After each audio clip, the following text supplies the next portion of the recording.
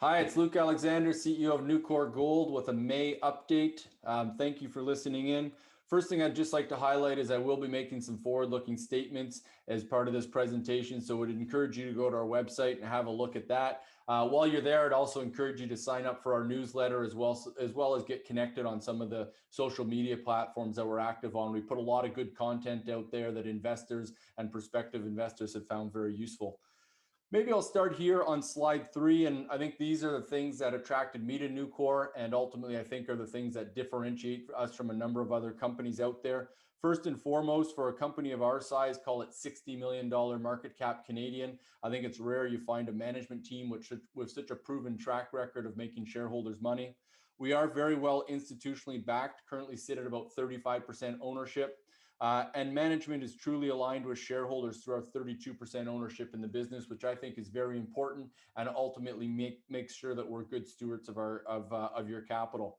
Ghana, it's a tier 1 jurisdiction, and we'll talk about that in some more detail. We currently sit at a 1.2 million ounce resource. One of the keys to this resource is that 95% of it sits within the oxide and transitional zones, which means it lends itself to a heap leach operation, which is a much lower capex way of producing gold.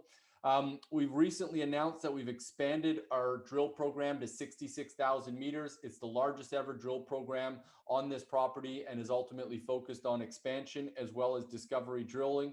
And we've got a very good capital structure. So 99 million shares outstanding and no warrants, which I think speaks to the quality of the team and the asset. My background, I spent 15 years on the investment banking side of the business. 12 of those years I was in London advising ASX, TSX, London listed companies, as well as very large institutional investors looking at mining projects around the world. A number of those investors have become investors in Newcore today. Greg Smith, he's our VP Exploration. Greg has spent 35 years on the exploration side of the business. He's worked on these greenstone hosted deposits around the world and has specifically spent the past 10 years on and off working on our Enchi project, so knows it incredibly well. Mal Carvasca, she's comes from a private equity background as well as the corporate side of the business. She's a key part of our executive team, as well as Dan Wilson. He's our in-country manager. He's worked on the Enchi project for the past 25 years and has great relationships in country and pushing our project forward. Doug Forrester, he's our chairman. He was the CEO of Newmarket Gold, which ultimately was a $10 million company that sold for $1.2 billion. Also co-founder of Calibre, which has been a big success story. And then other board members, including Blaine Johnson, Doug Hurst, George Salamis, Ryan King, which I'm sure many of you will know, and is rare to find a team like this involved in a company at our stage. ESG is very important for us. As a result, we try to adhere to as many of the UN Sustainable Development Goals as possible, and I'd encourage you to look on our website to learn more about that. In terms of our capital structure, I touched on it, 99 million shares outstanding, so good tight capital structure. We currently have 32% ownership by management, 35% institutionally owned. We've got a few of those institutions listed down here in the bottom left-hand corner of the presentation. These are groups that I worked with for a 10 or 15 year period who are focused on the mining sector. And when I became CEO and Doug stepped up as chairman and Greg Smith came back as VP Exploration, we're quite keen to get involved in the company. So great to have that kind of support. We've expanded to about 35 institutions total. We also have very good coverage from a research perspective. So, as 5 tier 1 investment banks listed here in the bottom right who cover us from a research perspective. So great to have them share our vision in terms of the Enchi project and the district scale opportunity that we've got. Looking now at Ghana, we often talk about what a tier 1 jurisdiction it is to be operating is. It is globally the 7th largest gold producer. It is Africa's largest gold producer, produces 5 million ounces per year. So with that, you get a very well aligned government. It's important for the economy. It's important for the tax base. And for us at Newcore, it means we've got a huge amount of skilled labor in country for us to draw upon and ultimately help push our project forward, as well as a lot of mining services in country, including great drilling companies and assay labs for us to leverage off of. Looking at where we're physically located, our Enchi project, it's down in the southwest corner of Ghana. Looking in at that a little bit more detail, there's two prolific gold belts that run through Ghana, the Ashanti Belt as well as the Sefwi Bibiani Belt. We're situated on the Sefwi Bibiani Belt, 50 kilometers to the north of us. You've got Kinross's Chirano mine. It produces about 160,000 ounces per year, sits at 5.5 million ounce endowment. Bibiani at 6.5 million ounces, and then Ahafo, one of Newmont's two producing mines in country, which sits at 15.5 million ounces. So very good neighbors along trend from us in country. Directly on the other side of the border from us, you've got Endeavour's Afema asset, which if you follow Endeavour and previously Tarango, who they merged with earlier this year, you'll see that they've been talking very positively about that deposit. So great to have them equally excited about the geology in this area. The other one I'll highlight is Shandong. They're the most recent major gold company to enter Ghana. You've currently got 4 of the top 10 largest gold producers on the planet who are operating in Ghana. Newmont will be one that I'll highlight. They produce 18% of their total global production comes from Ghana.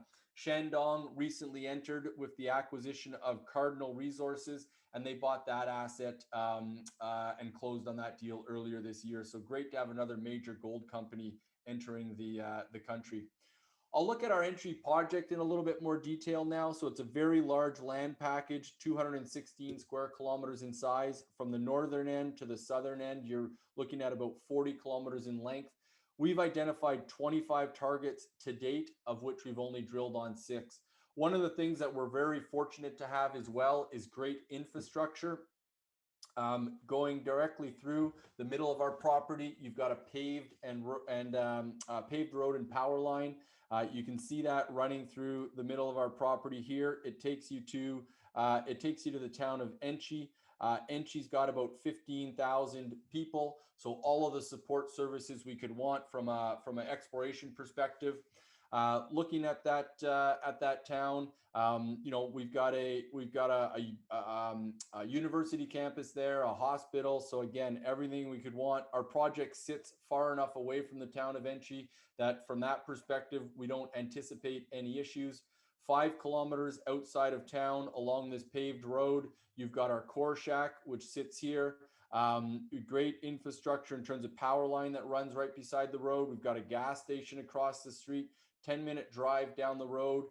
This dirt gravel road, you're sitting on top of one of our 2 key deposits, the Boyne deposit. Another 5 minutes from there, you're sitting on top of Sium. So great infrastructure for us to be able to leverage off of. Looking at our current resource, we currently sit at 1.2 million ounces of inferred resource. If you look at all the historical diamond and RC drilling that feeds that resource, you're looking at about 50,000 meters of total drilling. So needless to say, our current 66,000 meter program is very significant. It's the largest ever program, and we think will significantly add to that overall resource. In terms of that 1.2 million ounces, one of the things I always like to highlight is that 95% of our current resource sits within the oxide and transitional zones. Why that's important is because it means it lends itself to a heap leach operation, which if you look at heap leach operations globally, you're probably looking at about 0.4 to 0.5 grams per ton. So needless to say, our current 0.72 gram per ton resource we think is a very robust grade. Looking at our 66,000 meter program in a little bit more detail, to date we've released about 29,000 meters of results over the last 6 months. So that represents about 45% of the total drilling that we've got planned. So we've got about another 37,000 meters to be released. So there'll be lots of drilling from this point forward. In terms of what we've released to date, about 70% of it has been focused on our existing resource areas. So stepping out along strike, down dip, and within some very large gap areas to look to expand on the existing resource, as well as going back to some previously drilled areas where about 30% of that drilling that we've released so far has been focused.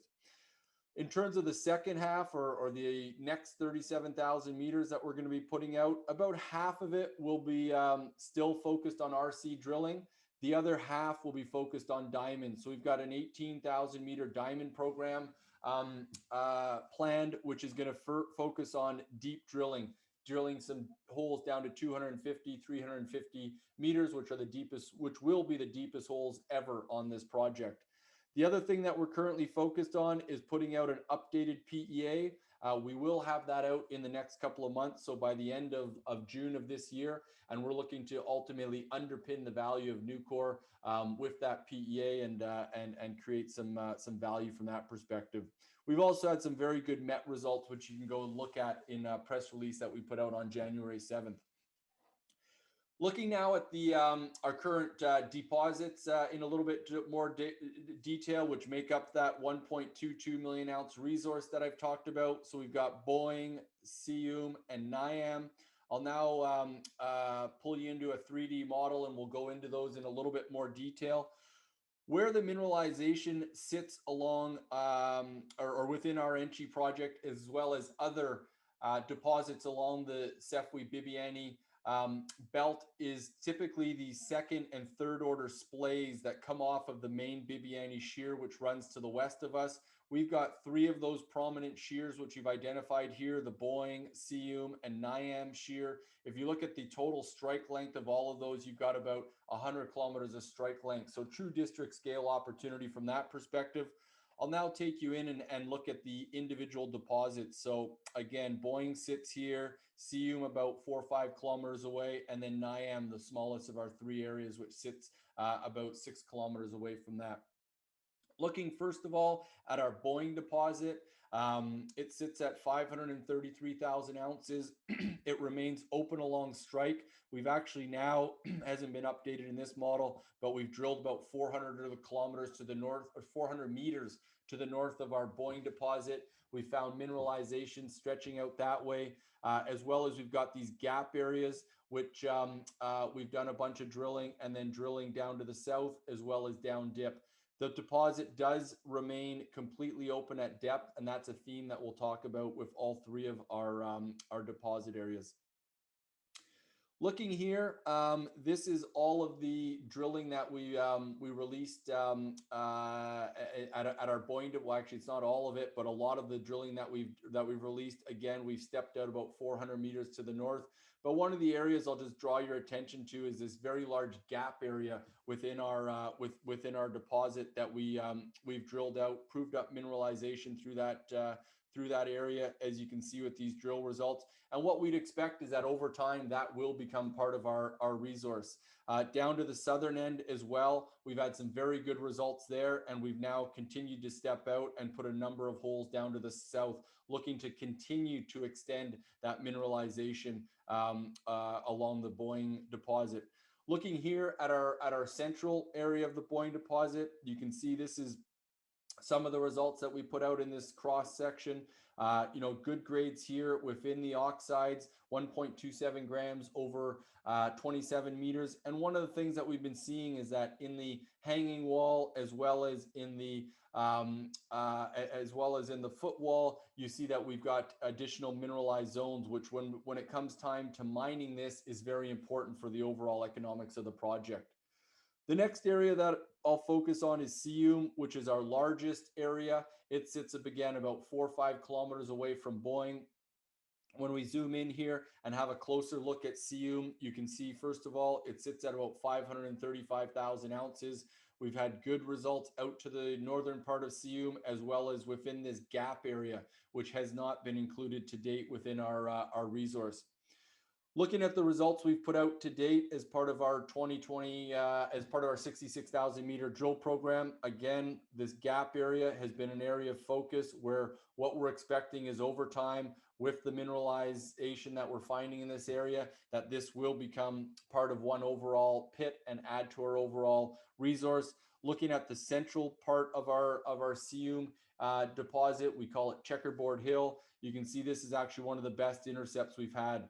103 meters at 0.82 grams per ton, with some nice mineralized material sitting up dip from that. So you're probably looking at about 120 meters of total mineralization within this hole. So we will continue and are continuing to follow up and look at a structure that's been coming in this direction at Sium. So very good results there. And then down at the southern end as well, we've put out some recent results down there. And again, great mineralization over 2 grams, 24 meters within the oxide zone, which lends itself to that heap leach operation that I've talked about. And here as well, another 22 meters of 2 grams. So again, this is the type of material that we'll be looking to continue to wrap pits around and ultimately look to expand on our resource.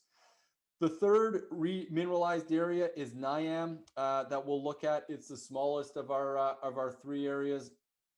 Zooming in and having a little bit closer look at that, you can see that Niam currently sits at about 155,000 ounces. We've done a lot of step out drilling to the north as well as down dip and to the south, and have had some very encouraging results from that drilling.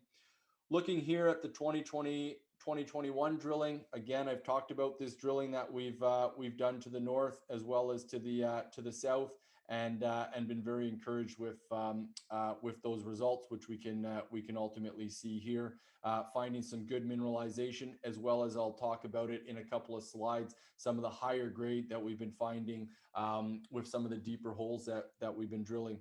Looking here at the southern end, you can see here 45 meters of 1.4 gram material, a lot of that sitting within the oxides. But then also encouragingly, one of the things we've been talking about is as we get deeper and into the sulfides, our expectation is that we're going to be finding some higher grade material. And here's a good example of that. 6 meters at 6.25 grams.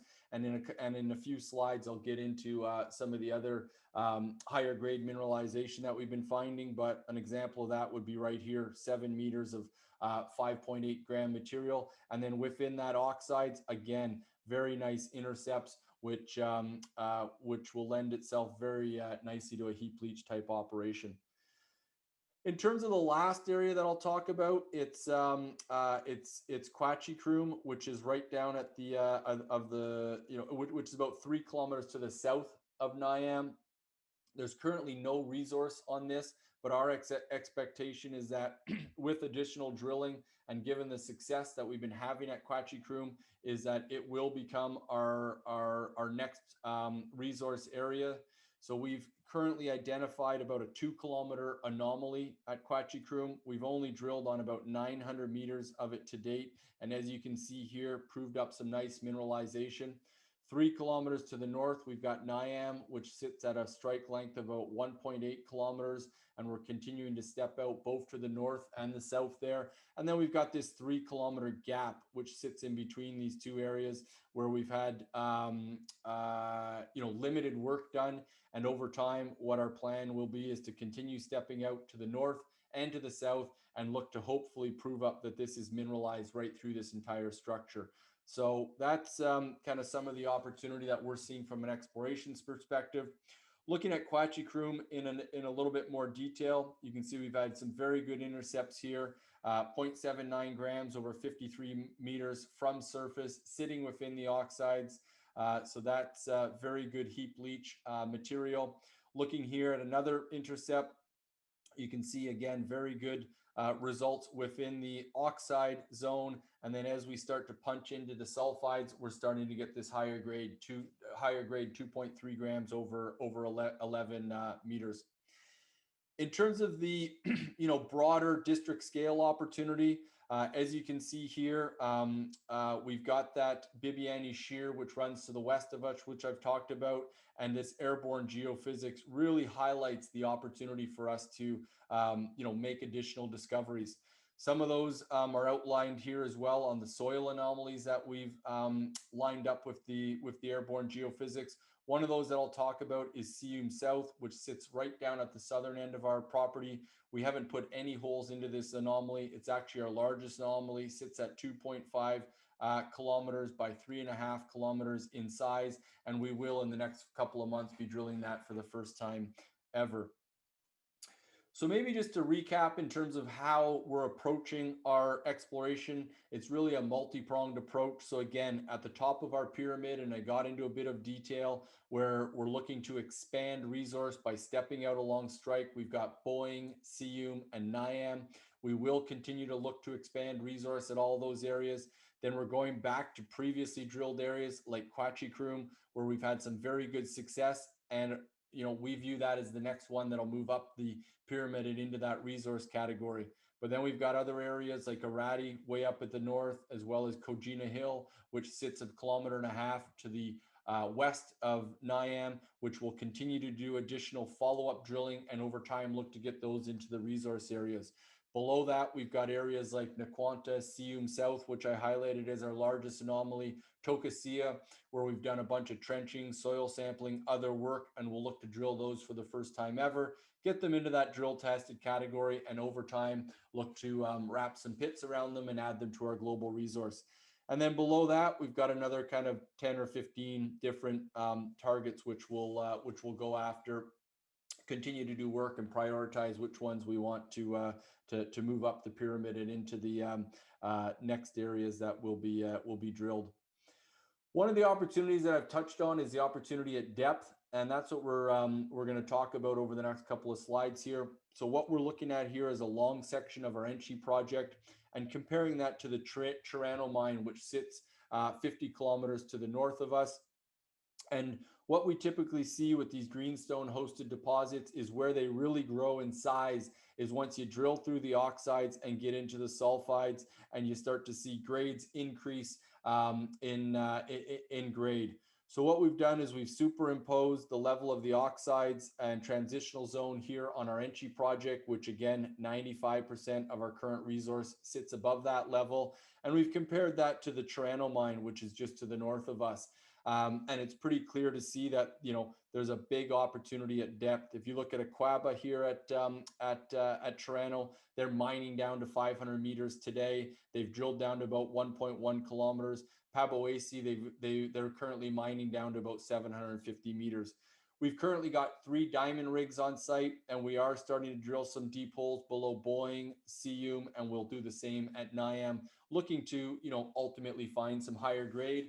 And with the RC rig and some of the deeper holes that we've drilled so far, we've started to see a little bit of that. That's given us a lot of encouragement.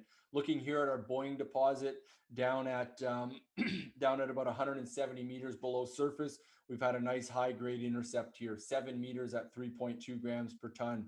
Looking over here at our Niam deposit, I talked about that 7 meters in a previous cross section. 7 meters at 5.8 grams, and similarly 100 meters away from that intercept, we've got 5.4 grams over 9 meters. So that's a nice intercept, as well as at Quachikrum, down at about 100 meters, 120 meters below surface. We're starting to get some higher grades, 3.3 grams over 9 meters. Again, with some nice oxide material above that, which would lend itself very well to a open pit mine. So that's the opportunity that we've talked about at depth, and that we're very encouraged by some of the results we've had thus far. And as we pivot the rest of our drill program, we're going to look to continue to expand on some of that higher grade material that we're starting to see at depth. So maybe just to recap, again, top tier management team with a proven track record of making shareholders money. Good, strong capital structure, very well supported by institutional investors and the investment banking community. Ghana is a tier 1 jurisdiction for us to be operating in, and we're very fortunate to have amassed such a large land package there when we did. We've got a very significant resource, 1.22 million ounces for us to grow off of with this 66,000 meter program. And in terms of upcoming catalysts, we are aggressively drilling, expect to see results out over every kind of 3 or 4 weeks. And then we've got this updated PEA, which we think will create a further underpinning of value for shareholders, which we'll have out in the next couple of months by the end of Q2. I'd encourage all of you to, if you're not, look us up on Twitter, Facebook, LinkedIn. We've got a YouTube channel. We're always keen to engage with our shareholders and prospective shareholders, so please feel free to reach out, and thank you very much for taking the time to listen today.